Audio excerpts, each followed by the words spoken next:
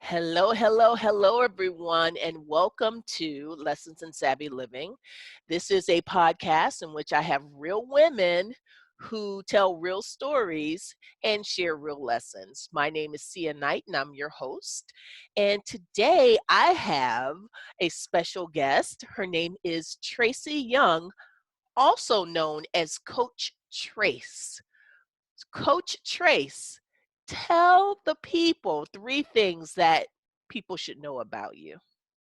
Okay, well, the first thing that people should know about me is that I am passionate about people and about seeing people at their best.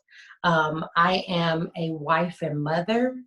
And the third thing is just, it ties to the first thing. I really love seeing people win. Like it's part of the oxygen that I breathe. Okay. So cheerleader, that's on your resume. That's like the kind of encompasses kind of how Oh, you I've been live. called that. Yes, I've been called the hype girl, the cheerleader. People are waiting for me to come to their games. Kids and adults are waiting for me. I love to see people, just light up. And if I can help that, I'm going to do it. Wonderful, wonderful. Now, I wonder if part of the reason why you like to pour into people is because you had kind of a tough beginning, Tracy. So today, the topic is overcoming childhood trauma, and you have quite a story to tell around that. So, what is your story? Yes, and you are definitely right. That is a huge part of why I show up in the world the way that I do. I show up in the world. I am the thing that I wanted to see in the world, the change. I'm that. And so I spent my entire teenage years entangled in the foster care and delinquency court system. And in there it was rough because I had come from a home where there was a lot of abuse, there was a lot of neglect, there was so much going on. I have been broken in so many ways, and going into the foster care system and now being engulfed in a whole new system, a whole new world, but still feeling invisible, still feeling as if my voice didn't matter. um, it really had an impact on me. And at one point, I wanted to die. I felt like being on this earth, it just didn't matter, that there was no place for me. And I also knew that I wasn't alone. There were other kids who might not have been expressing it the way that I was. Like, I was fighting a lot. I was failing in school terribly. One of my report cards had all F's. Mm. So I was just falling through the cracks in every area of my life. And I felt like I couldn't breathe. I felt like I just didn't matter. And there really wasn't much hope. Um, but prior to me getting into foster care, I had taken a typing class. And in that typing class, they give you the sheet of paper that has all the keys on it. And I took that home. And for, I'd say, about a year, I spent most of my days after school, the days that I went, I spent them isolated in my room. After I would do the chores and take care of the little ones, I was isolated. And so when you're isolated, it triggers a lot of things. Of course, there's negative self-talk, things that people are saying about you or to you, or it's like a loud record with tons of speakers. Mhm. So I heard that. But I found one day while I was sitting in my room, I found that paper. And for some reason, I was led to type on that paper, "Tracy is the best." Mhm. And at first, I thought it was just to increase my typing skills because I was learning how to type, and I was taking care of kids and grocery shopping and managing a Wow. household. So I didn't get to school, that often, or when I was there, I was so tired. Mm. So I said, I want to learn how to type. But Tracy is the best is how I learned how to type. When I got in foster care, I was already typing I think it had to be between 35 and 45 words a minute. And it was based off of me typing on that paper, Tracy is the best. But what I realized is that Tracy is the best became something that I heard in my mind that quieted out the noise. And so during the time in foster care where I felt so defeated, those things start coming into my head like, no, Tracy is the best. And so I decided at one point that I wasn't going to fail myself, that I was going to play my cards to win, no matter what came my way, because I couldn't control what the hand I was dealt. But I definitely could control how I played those cards. So that was a turning point for me. And I used that to get to where I am now. It's still very relevant. Wow. Okay. So I'm hearing several things that are resonating with me. So, first of all, I heard that you went from one traumatic experience, which was your home life, to another traumatic experience, which is foster care. That and my understanding is that there's so many things about foster care which is designed to help a situation, but is by design, it's just it can't really take the full place in many instances of a stable, loving home. I understand the foster care system does the best that it can, but Mhm. it's tough. So you were in your original home, you got into foster care. Now in foster care, you were acting out there. Is that correct? You were all how Oh old yeah. were you? I was there my entire teenage years, so from 13 until I aged out at 18. Wow. So you started off, you were the one as an educator. I know that child very, very well. Mm-hmm. Not really achieving, coming to school, falling asleep, Mm-hmm. not and seemingly not. I don't. This child doesn't care. Or this child is not paying Right. attention. And little did we know that Tracy has been up. You said making groceries, taking care of children. You were doing grown folk stuff, Yes. and expected to function in a school environment. So, yeah, many times that's why our young people do act out. uh, I would Right. say. Yeah, So, because you're caught in a cycle. And the foster care system, I love the foster care system because it tries. You know, the our families are broken. When our family, which is our foundation, is broken, it's difficult. It's just like me raising my kids. I'm their mom. So you could be the best auntie. You can take my babies to Disneyland. You can buy them ice cream. You can take them on a shopping spree. You will never replace me and what I give to them, because they have a sense of security that I give because I carry them, because they're mine. mm, So as good as the foster care system tries to be, there's still always going to be that gap. And the system to me has come a long way, and that's part of my journey also. I didn't just get out of foster care and go about my business. I went back to work for the same foster care system that took care of me. And I've been there for over 20 years. wait a Started as, minute. Hold yes. hold on now. Wait a minute. I need to visualize this. You Uh-huh. went from Tracy is the best on that piece of paper Mhm. to how did you get to where you are 20 years later, now helping other foster youth and helping people? How did you bridge that? Well, graduating from high school was a huge fleet, and I made it. And I knew even when times were at their worst, that piece of Tracy is the best, and that determination, that perseverance, me understanding that, hey, this may not be great, but you gotta make it. You have to, because you don't hear enough about success stories. Once I achieved my high school diploma and I looked around and I could see my peers, and I was always still like a teen mom to a lot of my peers who were the same exact age.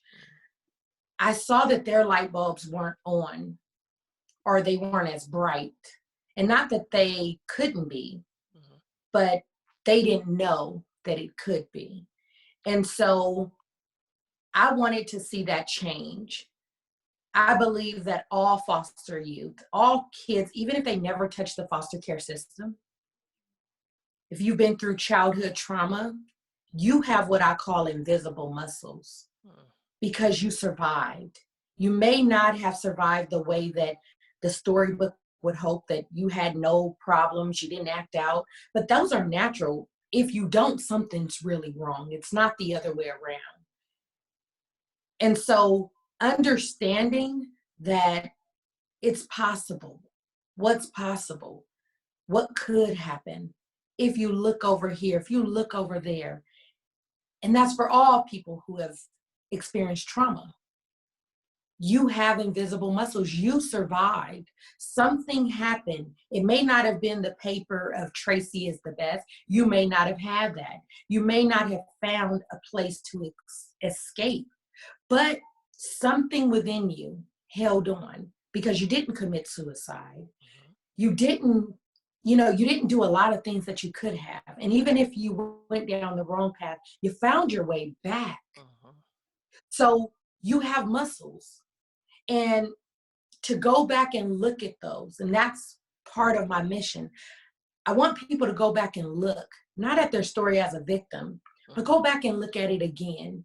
Because when you go back and look at it again, you give yourself an opportunity to see yourself in a different light. Wow.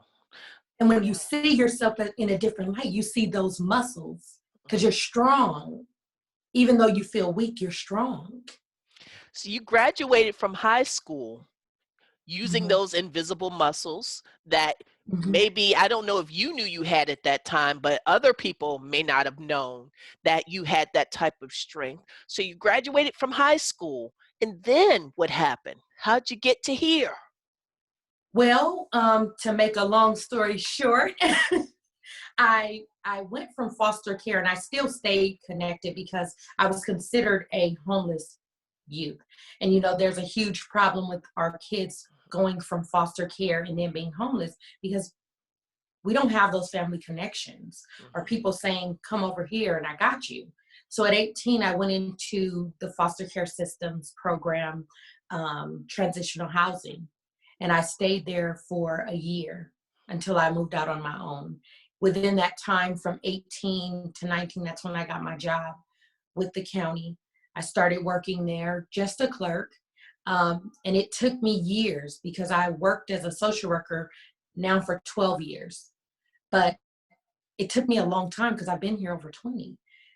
But I needed to be there. I needed to be in the environment. I needed to process and also heal and go through a lot of things.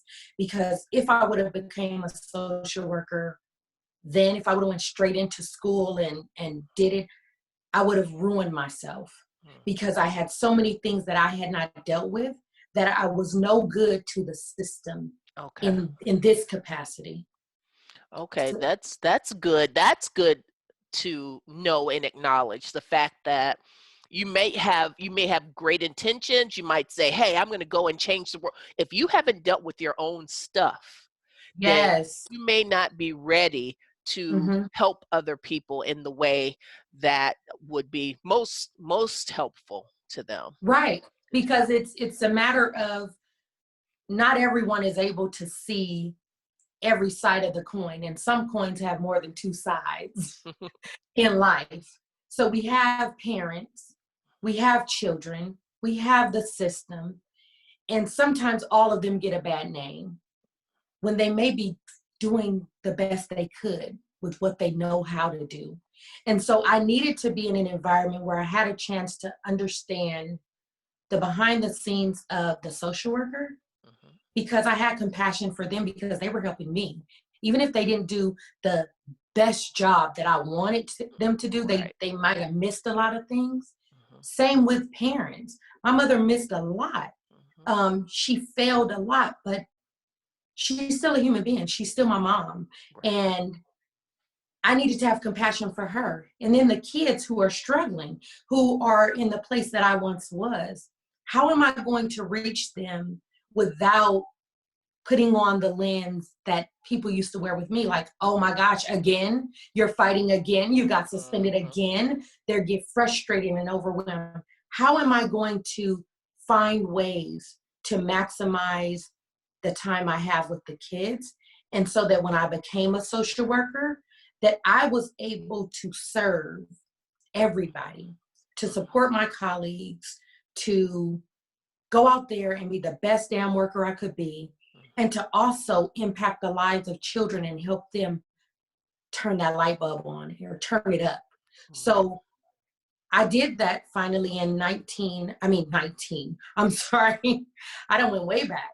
In 2008, I graduated from University of Phoenix, became a social worker, and just recently I graduated from USC with my master's in social work in Wow. 2019. So yeah.